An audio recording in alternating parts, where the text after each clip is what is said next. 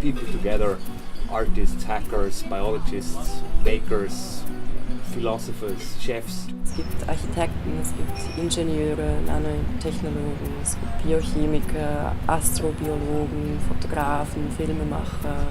Hier kann jeder mitmachen, egal aus welchem Hintergrund und egal ob studiert oder nicht. Living systems means biology. It means working with bacteria. It means also maybe working with animals and other things, trees, agriculture.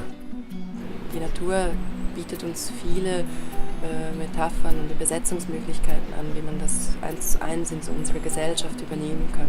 Die Hürde, um damit zu arbeiten, ist plötzlich verschwindend gering.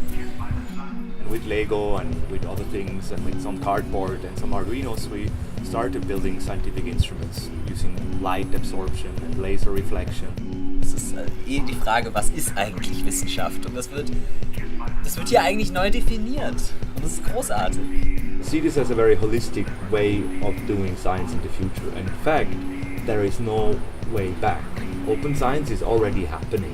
Wir sehen, dass es neue Ansätze gibt, neue Denkmodelle. Da werden sich gute Kooperationen daraus entwickeln, bin ich von überzeugt. My name is Mark. Some people call me Mark Jono. Ich bin die Maya Minda. Ich bin Julian Schubli.